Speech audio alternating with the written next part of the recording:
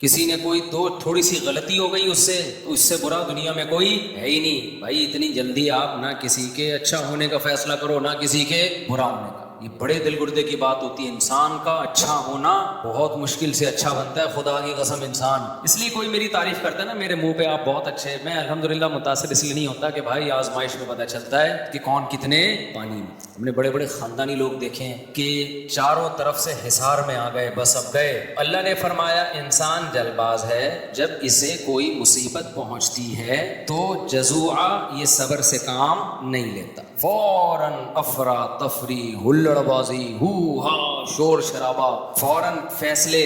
تو یہ خصلت اللہ تعالیٰ کو پسند نہیں. انسان کو میچور ہونا چاہیے، بالکل کبھی جذباتی نہ ہو، کسی سیاسی نعرے سے جذباتی نہ ہو، کسی سیاسی تقریر سے کبھی جلدی متاثر نہ ہو. اب بہت جلد متاثر ہو جاتے ہیں. کسی نے ایک دھواں دھار یوں ٹھش ٹھش اچھی باتیں کر لی، یار اس جیسا نیک آدمی دنیا میں ہے ہی نہیں. کسی نے کوئی تو تھوڑی سی غلطی ہو گئی اس سے برا دنیا میں کوئی ہے ہی نہیں بھائی. اتنی جلدی آپ نہ کسی کے اچھا ہونے کا فیصلہ کرو نہ کسی کے برا ہونے کا. غالباً حضرت عمر کا قول ہے کہ کسی نے ان کے سامنے تعریف کی کہ فلاں بہت اچھا ہے، تو حضرت عمر نے فرمایا کیا تم نے کبھی سفر کیا ان کے ساتھ؟ انہوں نے کہا نہیں. کہا پھر کیسے فیصلہ کر لیا؟ بھائی سفر میں ہوتا کیا ہے، ٹینشنیں آتی ہیں تو جو خاندانی لوگ ہوتے ہیں نا وہ اپنے آپ کو ٹینشن میں رکھ کے اپنے دوست کو اور ہم سفر کو سہولت دے رہے ہوتے ہیں کہ کوئی بات نہیں میں ٹینشن اٹھا لیتا ہوں، اس کو اچھی سیٹ دے دو.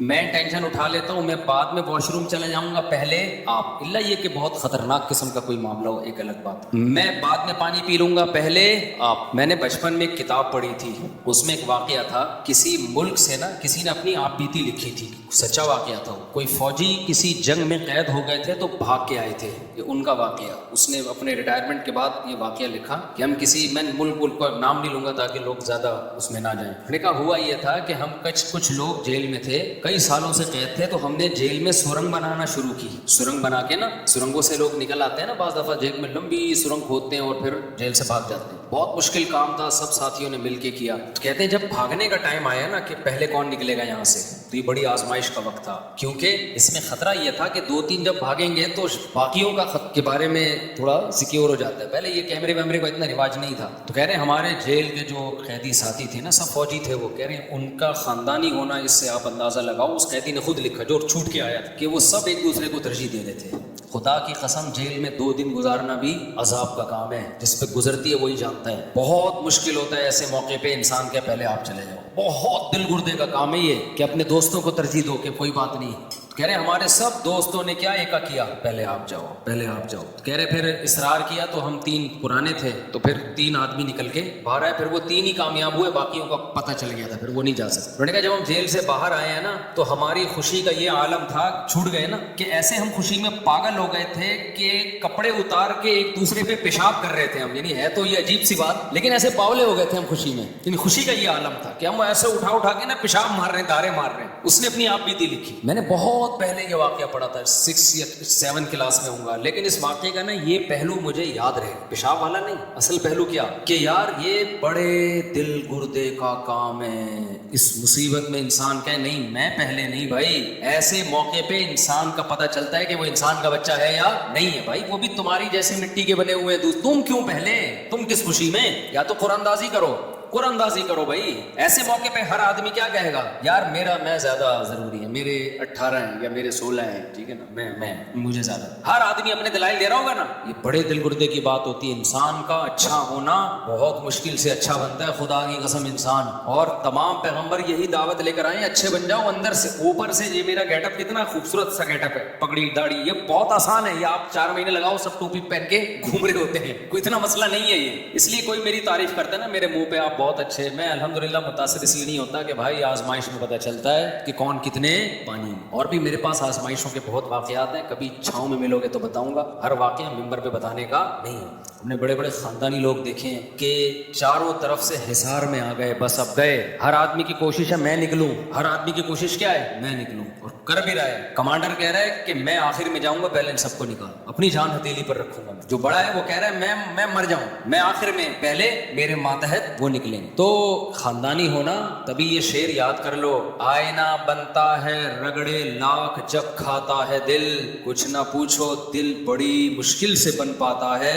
دل کو دل بنانا دنیا کا سب سے مشکل کام. جب چیزوں کو رگڑتے ہیں تو صاف ہوتی ہے نا, زنگ اترتا ہے. آپ تلوار کو زمین پہ رگڑو, صاف ہوگی, زنگ اترے گا, چمک پیدا ہوگی. ایسے ہی شاعر کہتا ہے دل میں زنگ ہے, دنیا مردار کی محبت, ہوس, لالچ, میں بس ہر آدمی چاہتا ہے میں سپیریئر بن جاؤں. تو وہ کہتے ہیں دل پہ جب خواہشات کی قربانی کے رگڑے لگتے ہیں نا, رگڑے, تو پھر چمکتا ہی ہے. پھر کیا ہوتا ہے, یہ چمکتا.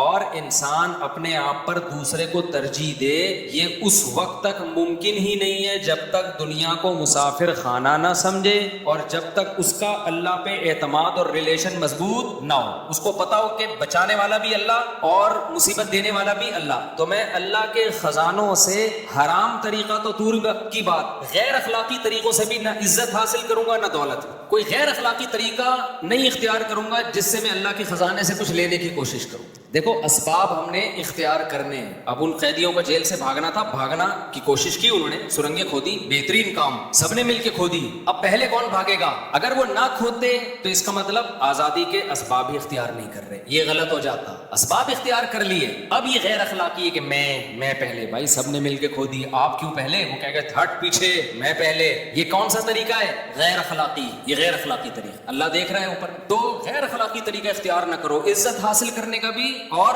پیسہ حاصل کرنے کا بھی اللہ پہ چھوڑ دو. اور آپ کو پتا ہے اللہ غیب سے اسباب پیدا کرتا ہے. میں بار بار ایک مثال دیتا ہوں نا, پیسہ کمانے کے بھی کچھ طریقے جائز ہیں مگر غیر اخلاقی. آپ دکان کھول کے بیٹھ گئے, ہوٹل کھول کے بیٹھ گئے, اچھی بات ہے. آپ ریسیپشن پہ اچھا سا کوئی خوبصورت سے انسان بٹھا دو جو لوگوں سے تمیز سے بات کرے, بدتمیزی سے بات نہ کرے. کوئی آ کے آپ سے پوچھ رہا ہے کیا کیا ہے, تو آپ بولو سر بیٹھیے ہم بتاتے ہیں کیا کیا ہے. اس کو پورا گردان یاد ہو, وہ ہے نا ونڈا گریوی پوری پاڑا پڑھنا شروع کر دیتے ہیں. تو ساری سیٹ اپ بنا لیا آپ نے. اب اس کے بعد گاڑیوں پہ آگے راستے روک کے لوگوں کو روکنا, آئیے سر کائنڈلی. ابے بھائی تو ہر سائڈ پہ گاڑی لگے گی. کئی دفعہ ڈرائیونگ کے دوران یہ ہوتا ہے, آپ جانا نا ہوٹل والا سامنے آیا ہوا ہوتا ہے, بھائی ٹکر لگے گی, تم جانے دو, کیوں روک رہے ہو, ٹائم کیوں ویسٹ کر رہے ہو. یہ ناجائز نہیں ہے لیکن ہوس, غیر اخلاقی طریقہ. آپ نے جو کرنا تھا کر لیا, آرام سے بیٹھ جاؤ. جو آپ کی مقدر کی روزی ہوگی اللہ ادھر ہی پہنچا دے گا. نبی صلی اللہ علیہ وسلم نے کیا فرمایا, لا یخطب احدکم علی خطبۃ اخیہ, کسی بھی چیز کو طلب کرنا.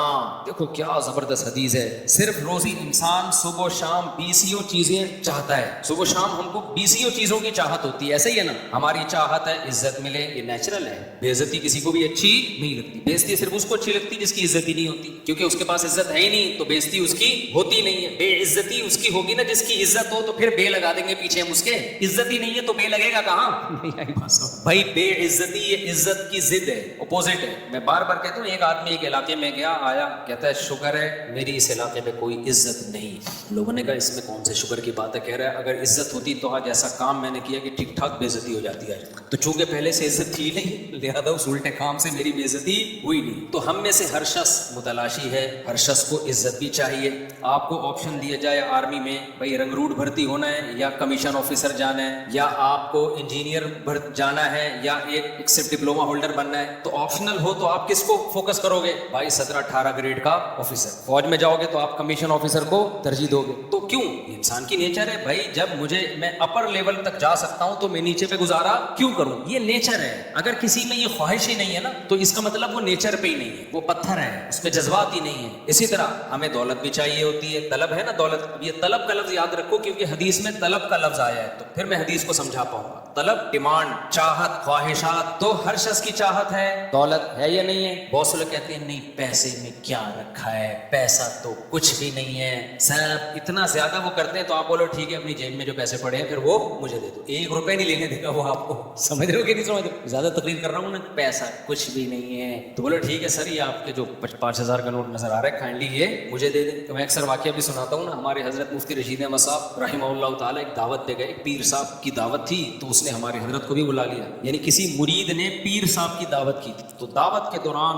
مرغے, بریانیاں اور بکرے, بہت کچھ ایسا ہوتا ہے دعوتوں میں. تو پیر صاحب نا کیا یہ رکھا ہوا اسراف ہے, اتنی چیزیں ایسے تقوی جھاڑنے کی کوشش کی نا انہوں نے, یہ کیا ہے بریانی بھی, یہ نبی سکھا کے گئے, یہ اتنا ہی عیاشی. تو حضرت نے فرمایا وہ ساری پلیٹیں اپنے آگے کی. ہمارے حضرت تھے اسٹریٹ فارورڈ نا, حضرت نے فرمایا یہ آپ کے لیے نہیں, یہ میرے لیے, جی میں کھاؤں گا, آپ کو ان کے لیے بھائی دال وال کا کوئی انتظام کرو. حضرت کو یہ پسند ہی نہیں تھا ٹوپے ڈرامے نا, سمجھ رہے ہو. تو جو ہے ہر شخص کی چاہت ہے, دولت بھی چاہت ہے. اسی طرح ہر شخص, ایک دفعہ ایک کوئی صوفی سا طالب علم تھا, بہت نیک نا, ہمارے مدرسہ تسبیح کرتا رہتا, دعائیں مانگتا رہتا, ایسا لگتا تھا اس سے بڑی نیک نا, پرہیزگار تھا. تو ہمارے استاذ نے دیکھا کہ یار اس کی جاب بھی لگ گئی ہے, تو اس کی شادی وادی کرا دیتے ہیں. اس سے پوچھا کہ کوئی آپ کو رشتہ تو نہیں چاہیے؟ تو اس نے کہا اگر کرا دیں تو کائنڈلی, بڑی اچھی بات ہو. تو انہوں نے کہا کہ کس ٹائپ کا رشتہ؟ تو کان میں آ کے بولتا ہے خوبصورت سی ہو کوئی. کیا ہو, گھننے نہیں ہوتے گھننے. پھر کہنے لگا یہ میری بری خواہش تو نہیں ہے کہ گناہ تو نہیں ملے گا مجھے, تھا بڑا پرہیزگار سا نا, گناہ تو نہیں ملے گا. ہمارے استاذ نے کہا نہیں کوئی گناہ نہیں ملے گا, یہ نیچرل, یہ سب کی خواہش ہوتی ہے, خواہش ہوتی ہے. میں ہوتا نا, میں کہتا اس سے کہ خواہش تو ہے لیکن اس ڈیزائن پہ آپ کو ملے. خواہش رکھنے پر گورنمنٹ کی طرف سے, کیونکہ اس کے اپنی ڈیزائننگ کو اتنی اچھی نہیں تھی, بڑی آڑا ترشا سا تھا, کسی کو پتہ نہیں چلے گا کس کی بات ہو رہی ہے, پرانا قصہ ہو گیا. تو اس کا اپنا ڈیزائن کیا تھا, تھوڑا سا الائنمنٹ کی ضرورت تھی, اس میں کچھ سیٹنگ کی ضرورت تھی. تو لیکن ہر شخص کی خواہش کیا ہوتی ہے, خوبصورت, تو یہ نیچرل ہے, اس میں کوئی زیادہ فنڈر بنے کہ نہیں ایکچولی کیا رکھا ہے حسن میں. بے بھائی پھر کیوں دیکھتے ہو جا کے, کیوں عشق معاشقے ہو رہے ہیں. دیکھو قرآن کی دو نا, پتہ ہے میں نے جب قرآن کا ترجمہ پڑھنا شروع کیا نا, جب میں مولوی بننے کے لیے, عالم بننے کے لیے مدرسے میں نہیں تھا, میں اس وقت سے قرآن ترجمے سے میں نے پڑھنا شروع کر دیا. میں میٹرک میں ہوں گا یا 9th کلاس میں ہوں گا, مجھے شوق تھا کہ یار قرآن کو پڑھوں, ہے کیا اس میں. تو جو چیز مجھے سب سے زیادہ اپیل کی نا قرآن کی, جس چیز نے, وہ ہے کہ قرآن گراؤنڈ ریئلٹی کی بات کرتا ہے, نیچر کی بات کرتا ہے, عقل سے اوپر کی باتیں نہیں کرتا. آپ بعض مذہبی لوگوں کی تقریریں سنو, لگتا ہے پتہ نہیں کوئی ان لاجیکل سی باتیں ہو رہی ہیں جس کو پریکٹیکل لائف میں کرنا ممکن نہیں, پریکٹیکلی یہ خود بھی نہیں کرتے ہوں. تو میں نے قرآن کی ایک آیت پڑھی, میں حیران ہوا. قرآن کہہ رہا ہے اللہ تعالیٰ نے نا اپنے نبی صلی اللہ علیہ وسلم کی ازواج کو, اللہ نے حکم دیا, نبی کو حکم دیا کہ آپ کے ساتھ غربت میں آپ کی ازواج کا گزارا مشکل ہو رہا ہے. ازواج کا کہنا یہ تھا بھائی یہ اس 40 دن گھر میں چولہا ہی نہیں جل رہا, کھجور پانی کھجور, ہمارا گزارا نہیں ہو رہا, پیسے ویسے چاہیے. سمجھ رہے ہو, نان نفقہ بڑھا دیں. اب محمد صلی اللہ علیہ وسلم اللہ کے آخری نبی, اللہ چاہتے تھے کہ آپ کی زندگی میں عیش و عشرت نہ ہو, کیونکہ لاسٹ میسنجر آف گاڈ ہے. کل کوئی انگریز, کوئی کافر انگلی اٹھا سکتا ہے کہ اصل میں یہ سب کچھ کیا کس لیے تھا, پیسے کے لیے. تو اللہ آپ کو ہر طرح سے, ہر الزام سے بری رکھنا چاہتے تھے, کوئی انگلی نہ اٹھائے. تو اس لیے نبی کو آخری دم تک غریب ہی رکھا گیا ہے, یعنی نبی کے اختیار سے کہ نہیں پیسہ رکھنا ہی نہیں. صبح آیا,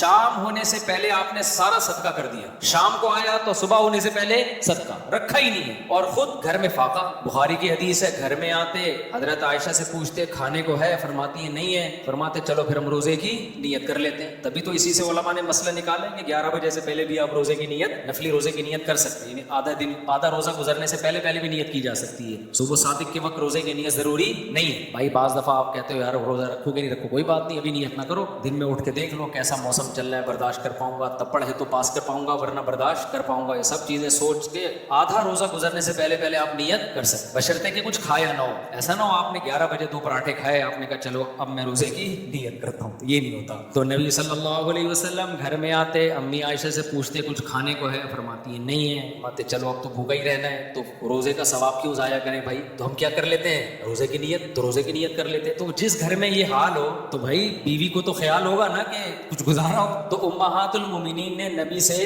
جب مطالبہ کیا تو نبی صلی اللہ علیہ وسلم نے کیا فرمایا, جس کا مفہوم یہ ہے کہ بھائی میں وہ لائف نہیں دے سکتا گھر میں جو مالدار لوگ لائف دے, میرے ساتھ اسی غربت میں گزارا کرنا ہے تو ٹھیک ہے, ورنہ میں سب کو طلاق کا آپشن دے, طلاق کا اختیار دیتا ہوں. مرد جب بیوی کو ڈیورس کا حق دے دے تو جیسے وہ ہر حق مرد کے پاس ہوتا ہے بیوی کے پاس بھی چلا جاتا. تو نبی نے ساری ازواج کو ڈیورس کا حق دیا, بھائی رہنا ہے تو آپ اسی غربت میں رہو, ورنہ آپ کو حق ہے کہ آپ اپنے اوپر طلاق واقع کرو, نکاح ختم ہوگا, عدت کے بعد جہاں چاہو نکاح کرو. عرب میں شادی فوراً ہو جایا کرتی تھی, کوئی پرابلم نہیں, بڑے بڑے مالدار لوگ تھے, آپ کی مالدار سے شادی ہو جائے گی. تو الگ بات ہے کہ تمام امہات نے کہا کہ نہیں ہمیں اسی غربت میں آپ کے ساتھ رہنا، ٹھیک ہے ہم راضی ہیں لیکن آپ سے علیحدگی نہیں چاہیے. تو پھر اللہ نے اس پہ نبی صلی اللہ علیہ وسلم کو کیا حکم دیا کہ بھائی انہوں نے جب یہ کیا ہے غربت میں آپ کے ساتھ گزارا تو انہیں بھی کچھ انعام دیا جائے گا. وہ انعام یہ کہ لا یحل لک النساء من بعد ولا ان تبدل بهن من ازواج، کہ اے نبی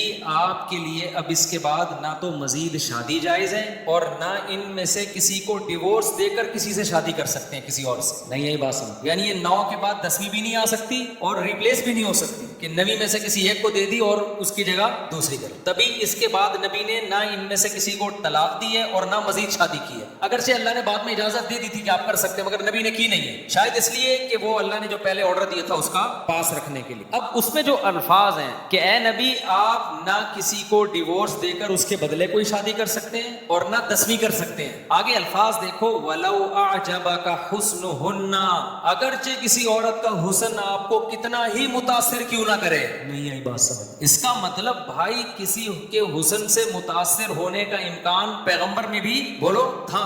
یعنی اللہ کہہ رہے ہیں آپ کو کوئی عورت کا حسن کتنا ہی اٹریکٹیو ہو، اٹریکٹ کرے، آپ کو اجازت نہیں ہے اب نکاح کرنے. تو اب مجھے ایک بات بتاؤ، یہ اسلام کا حسن ہے کیونکہ نبی صلی اللہ علیہ وسلم کے بارے میں جب اسلام نے کہا نا بشر ہے، انسان ہے، تو پھر تمام انسانوں والے لوازمات کے ساتھ انسان مانا ہے. آج ہوتا کیا ہے، کسی کو پیر و مرشد مان لو، یہ پیر صاحب انسان ہے تو انسان تو ہیں، تو پھر کیا ہے کہ بھائی یہ پہنچی ہوئی سرکار ہے. کہاں پہنچے ہوئے ہیں؟ بہت بڑی چیز ہے، آپ نہیں پہنچ پاؤ گے، آپ وہاں تک نہیں پہنچ. کیا مطلب، کیا کرتے ہیں بھائی بس یہ کیا نہیں کرتے یہ کہو. ہمیں بتایا گیا انسان کا مطلب کیا ہوتا ہے، انسان ہوتا ہے تمام لوازمات کے ساتھ کیا ہے، انسان ہے.